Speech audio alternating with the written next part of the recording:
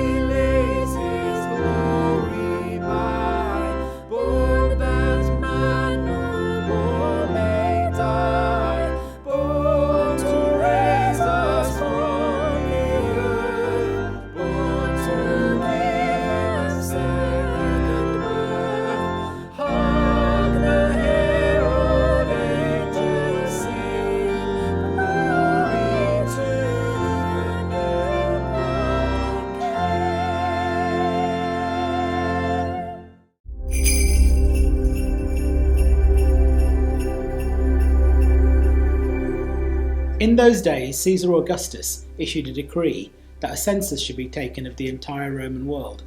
This was the first census that took place while Quirinius was governor of Syria, and everyone went to their own town to register.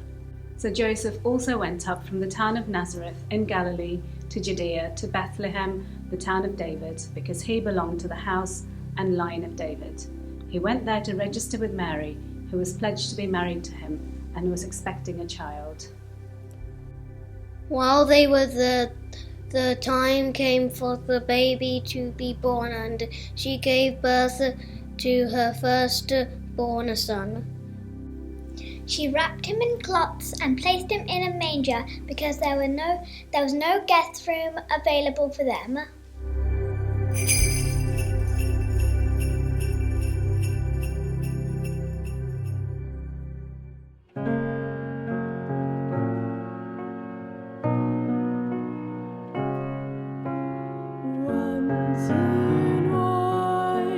David city stood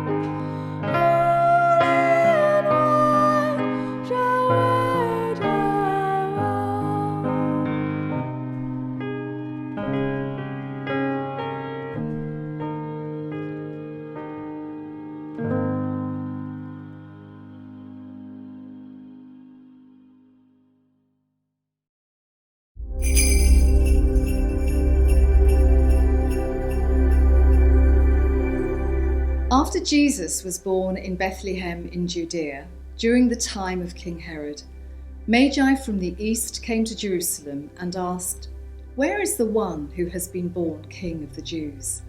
We saw his star when it rose and have come to worship him." When King Herod heard this, he was disturbed, and all Jerusalem with him. When he had called together all the people's chief priests and teachers of the law, he asked them where the Messiah was to be born. "In Bethlehem, in Judea," they replied, "for this is what the prophet has written. "But you, Bethlehem, in the land of Judah, are by no means least among the rulers of Judah. For out of you will come a ruler who will shepherd my people, Israel." Then Herod called the magi secretly and found out from them the exact time the star had appeared. He sent them to Bethlehem and said, "Go and search carefully for the child. As soon as you find him, report to me, so that I too may go and worship him." After they had heard the king, they went on their way, and the star they had seen when it rose went ahead of them, until it stopped over the place where the child was. When they saw the star, they were overjoyed. On coming to the house, they saw the child with his mother Mary, and they bowed down and worshipped him. Then they opened their treasures and presented him with gifts of gold, frankincense, and myrrh.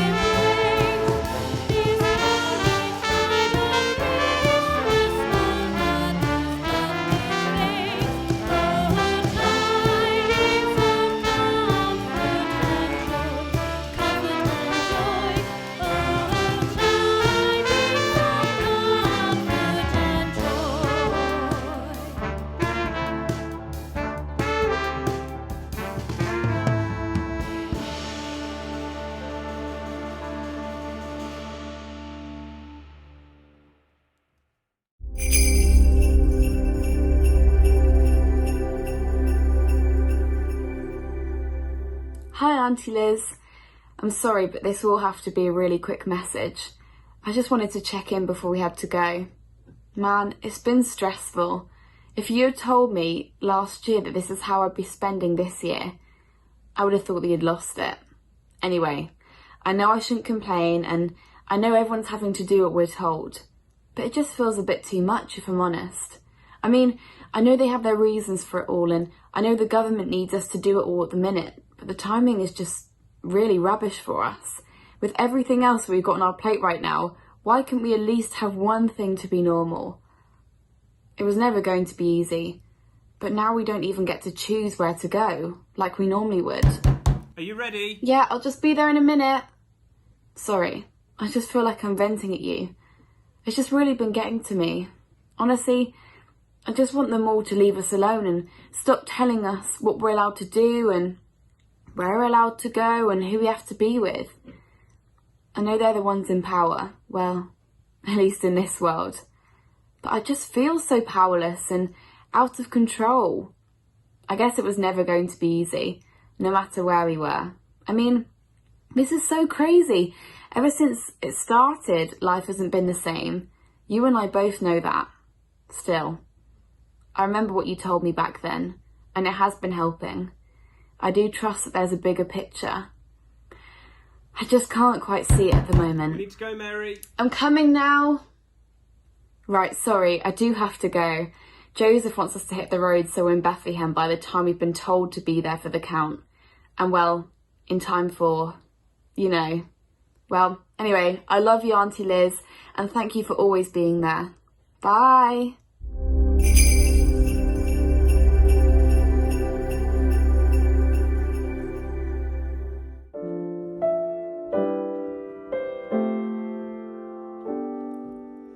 In the bleak midwinter, frosty wind made moan. Earth stood hard as iron, water like a stone. Snow had fallen, snow on snow, snow on snow. In the bleak midwinter, long ago.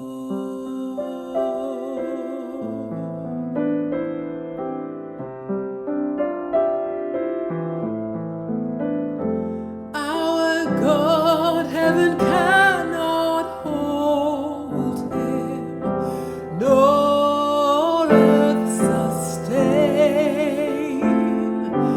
Heaven and earth shall flee away when he comes to reign. In the bleak midwinter, a stable bed sufficed. God the Lord Almighty,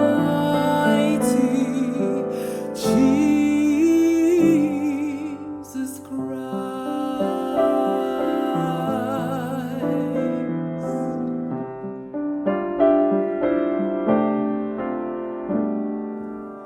Angels and archangels may have gathered there. Cherubim and seraphim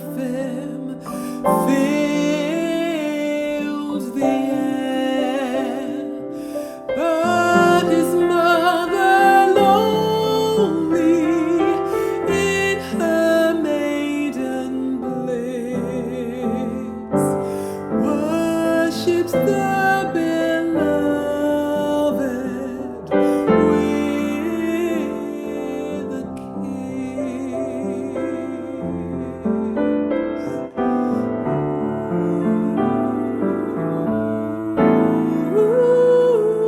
What can I give him? Poor as I am, if I were a shepherd, I would bring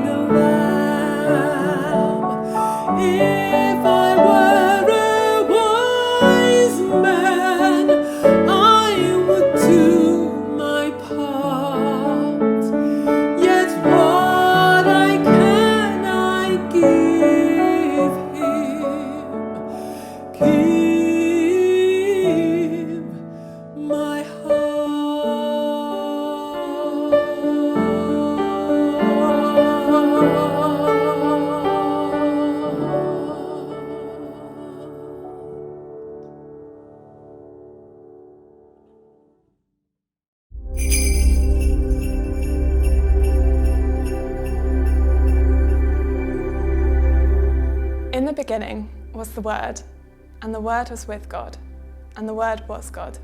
He was with God in the beginning. Through him all things were made.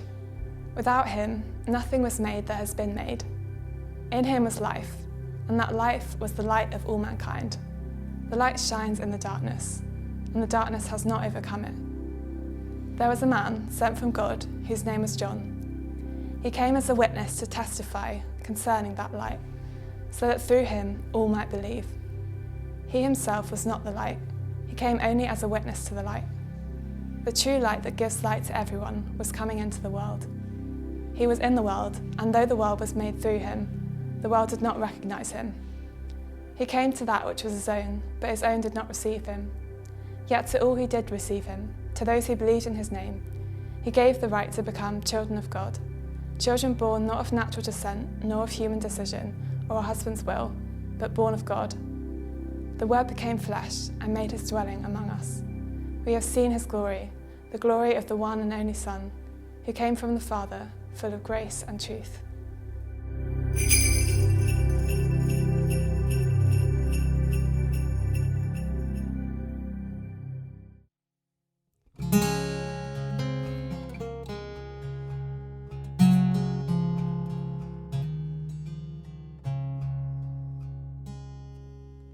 Joy to the world, the Lord has come. Let earth receive her King.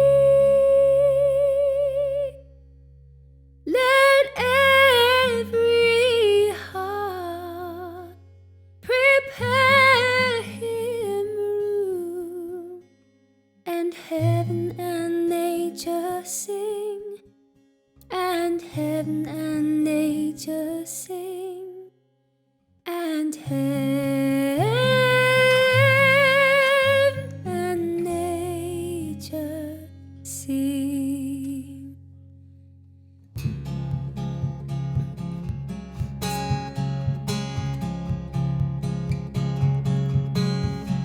Joy to the world, the Savior reigns. Let us our songs employ, o'er fields and floods, rocks, hills and plains. Repeat the sounding joy, repeat the sounding joy, repeat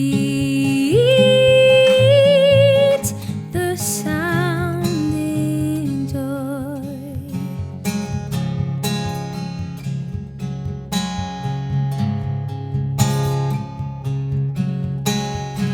He rules the world with truth and grace, and makes the nations prove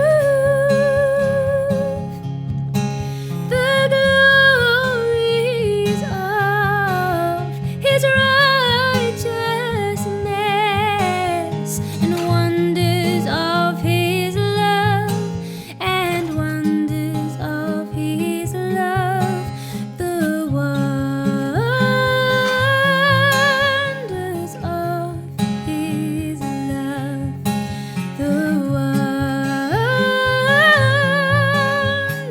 of his love, the wonders of his love.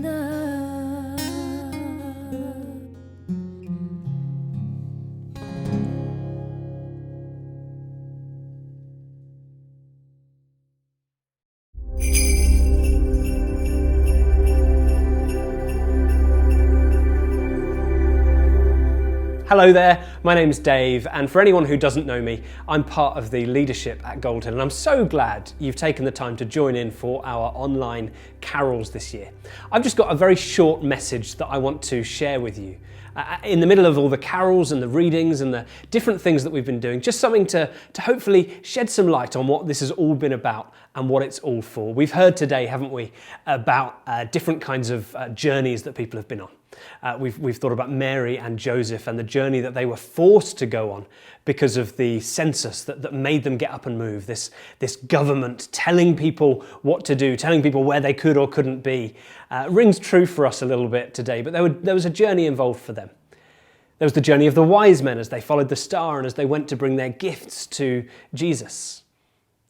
But underlying those human journeys, there's a far bigger journey that this time of year that Christmas is all about. And it's the journey of God himself. It's the journey of the Son of God. So we've heard this year quite a lot about journeys and about travel. And actually, we've heard about travel being talked about in not particularly positive ways. I mean, think about it. A year ago, if someone had asked you, hey, are you thinking of travelling this year? What they would have meant is, are you going on holiday? Have you got somewhere booked? Have you got an idea for where you might spend some time, perhaps in the summer? Travel was a positive thing. It was good. It was maybe getting away from the normal. But this year we've had warnings issued about unnecessary travel. You mustn't travel. You mustn't take unnecessary journeys because you might put yourself or other people at risk. Travel is now, this year in 2020, been seen as a negative thing because of the risk involved in that travel. So what does it mean for the Son of God to have gone on a journey? What does it mean for him to have travelled? And was it necessary? Or was it unnecessary and risky? Well, in that last reading we heard about this idea of the Word, and the Word was with God in the beginning, and the Word was God. This idea of the Word, this being, this sense of reason and rationality, this thing that underpins the whole universe, the Word. And then we hear about this Word being light and life. We hear about this Word shedding light where there's darkness, bringing life where there might otherwise be death. We hear about these big, awesome, big ideas, but what do they really mean? What is this Word? Or maybe, who is this Word?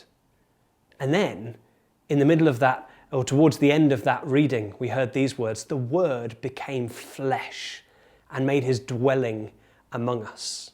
See, this reading and this story, underlying Mary and Joseph and the shepherds and the wise men and travelling to Bethlehem and all of those things, good as they are, underlying it is the big story that God himself, described in those verses as the Word, became flesh, became one of us, became like you and like me. The journey he made wasn't from Nazareth to Bethlehem. It wasn't from in the east to the baby Jesus with those gifts of gold, frankincense and myrrh. The travel, the journey that God made was from highest heaven to earth, was from infinity, enthroned in heaven, to being a baby in a manger. Infinity becoming tiny. That was the journey that God made. And was it risky? Well, absolutely. Was it unnecessary? Absolutely not. You see, just like any good journey, any proper journey is planned carefully. Have we got everything we need? Do we know where we're going? Do we know what's going to happen when we get there? Are we ready for this journey? Are we ready for where it's going to take us? And God had prepared for this journey. In the Bible, the whole first half of the Bible is known as the Old Testament. It's the Jewish scriptures. And in it, God lays these little seeds and plants these little ideas. And gradually, when they come together, you see all these promises that amount to this. God is going to send someone. God is going to send someone called the Messiah. God is going to send someone who would step into this world in order to fix it, in order to put it right again. Jesus was that Messiah. Jesus was that one who would enter in. But instead of just being a human messenger, sent from this human place to that human place, it was God himself from the heavenly place to the earthly place, from divinity to humanity. But why? Why was this travel necessary? I said it was risky, but why was it necessary? Well, it was necessary because there were problems that needed to be fixed. Because there are things about this world that weren't right, that aren't right, that God wants to do something about. Hey, you I'm sure, are just like me and know that you've messed up, you've screwed up, we get things wrong. The Bible has this great picture of when we make mistakes, when we get things wrong, we are part of this world, and this whole world becomes broken. This whole world is not as it is. The world can either be living pursuing God or living running away from God. The question is, which one will we do? And the truth is that we spend a lot of our life running away from God, doing the things that we want, not necessarily the things that He would. That was the problem of the Old Testament, that the people, as good as they tried or as hard as they wanted to do it, they would never quite reach the place where they were living the way that God had called them to. And so at Christmas, we see God's intent to do something about it. His intent not to stay far away, His intent to come close. It was His intention that He would do something, that He would enter in, roll up His sleeves, get His hands dirty, get involved, to take that travel because it was necessary. Of course, Christmas would give way to Easter, when 33 odd years later, that boy Jesus would become that man Jesus who'd lived a perfect life and would die with his arms outstretched on the cross, those arms outstretched, ready to embrace a world, taking on Himself all of the things that maybe you and I deserved. And of course, that Good Friday would give way to Easter Sunday, when Jesus would be risen again and hope would be given. The Christmas shows His intent. At Easter, we see the solution and we see the hope that He gives. There's so much more that I could say about that, but I won't right now. The choice for each of us is, what will we do with this? Will Christmas just be a lovely time of year where we get to do things that we like and see maybe people that we want to, albeit in a different way this year? Will it just be about the trappings and the presents and the food and those parties and things like that? Or will we maybe take one step closer and think about Jesus in the manger and Mary and Joseph and the wise men and the shepherds? Or will we go one step further and remember the very necessary travel that God made for you and for me? Will we choose to respond to that? Will we choose to receive those gifts that He wants to give us as a result of that? It's a choice that I can't make for you. It's a choice that each of us needs to make for ourselves. But know this, no matter what else is going on, the God that I believe in, the God that I believe loves you and wants to know you and for you to know Him, that God is a God who doesn't stay far away. However lonely, however isolated you might be in this world, God wants you to know that He will draw close. He showed His intent for that in Christmas. So I want to thank you for listening. I want to encourage you to think about those things. Encourage you to maybe take some time to ponder them a little bit. If you'd like to explore some of these things or big questions of life in a little bit more, then we're going to be running an Alpha course in the new year. It's a chance to ask big questions and explore big ideas and to think through what this Christian faith thing might be all about. I'd commend that to you if maybe this service or maybe other things that are going on have sparked questions for you. I'm going to be praying for you. I don't know everyone who will be watching this, but I'm going to be praying that anyone who does, and if you've made it this far, that includes you. I'm going to be praying that anyone does would encounter something of God's love and His light this year. So Merry Christmas to you. Thank you for watching. And remember the God who travelled, who made that journey for you. Bye-bye.